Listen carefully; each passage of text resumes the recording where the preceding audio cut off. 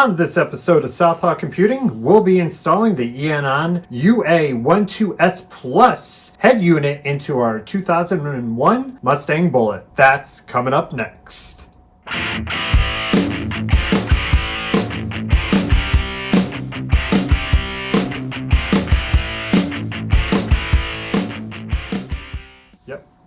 What's going on YouTube? Dan from Southpaw Computing, and today we'll be installing the Eonon ua12s Plus car head unit into our 2001 Mustang Bullitt. Previously, I want to say it was about 2019, we installed the Eonon ua2168K car head unit, but that guy there was originally purchased in December of 2018. I installed it on May 19th, 2019 because it was in my previous Jeep, and we're basically talking about 6 years, give or take, of that particular head unit being used. It's 2024, let's install something new on the Mustang. I mean, come on. We're not going to do a deep dive too much on the installation into the Mustang because we've already covered that before, but we'll do the traditional unboxing to see what comes with this head unit, and let's start now.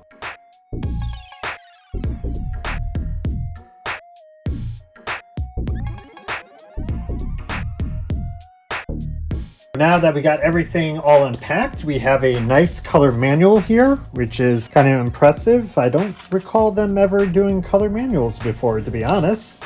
Here's the adapter to give you your ISO connectors, such as, left and right speakers or front speakers and power and 12 volt and all that fun stuff. Here we have audio output for like if you're running an amp in your vehicle. Here we have an adapter that'll give you 2 USB connectors. This here appears to be backup camera hookups. So this lead here is for the input for the camera, 12 volts for the backup camera ground, and also a brake line detection. In this little bag here, we have head unit screws that will go on the side of the actual unit so you could attach brackets to it. These here are just, more audio connections for in and out. However, I looked at this and at first glance, I thought this was some sort of like either GPS detector or Wi-Fi for the actual head unit, but apparently this is where you would put the SIM card for cellular capability, which is pretty cool. This apparently will do 4G. Here we have a third USB connection apparently. In this bag here, we have a fuse and what looks like to be a micro SIM card holder. Here we have 2 antennas. They'll serve dual purposes for Bluetooth, Wi-Fi, and also 4G services over cellular. This one here is the GPS sensor.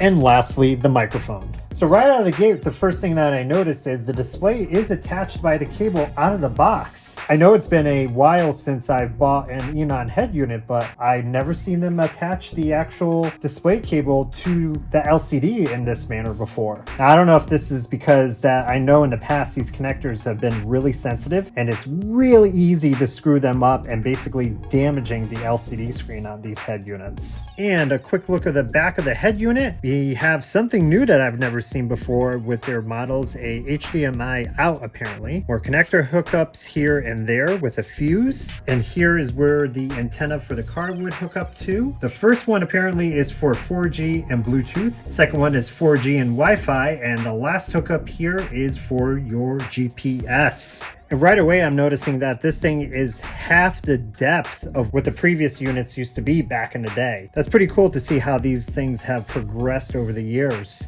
So this should be pretty much a straightforward install. Seeing that they still use the ISO connectors is pretty much plug and play for me because I've already done the hard work. And I gotta be honest, I still like my old head unit. The only problem with the old head unit is not so much the boot up time, but when it comes to updating apps, I kid you not, for 4 to 5 Google apps, it could take a total time of 25 minutes just to update the standard Google apps. For example, Maps, Chrome, Waze, YouTube, all pretty much basic apps that come with the device. And on the old head unit, it would just take forever. My hope here is basically with a 6-year jump in technology, and the processor on this guy is definitely more beefier than the other previous model. I'm hoping that it's not going to be something similar similar. Not only that, for whatever reason, the Bluetooth module on the older unit started to flake out as well. It's not like I actually use Bluetooth in that car too often, but it was still kind of annoying seeing the icon freaking out every 2 seconds on the top of the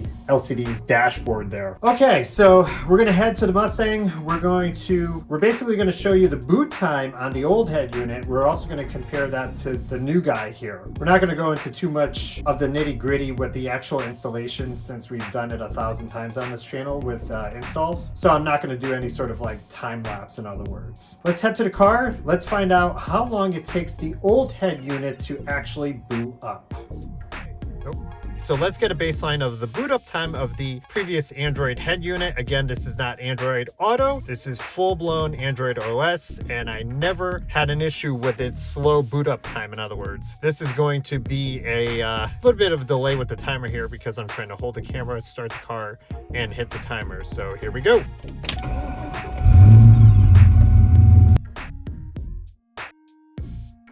I basically stopped the timer the moment the radio actually launched, and that was about 46 seconds.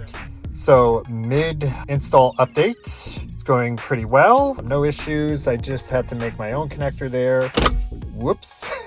My own connector there for the amp control. Basically just, use the shrink wrap connector ends there. The only issue that I ran into was the silly light dimmer. The cable itself came out and I had to redo that connector.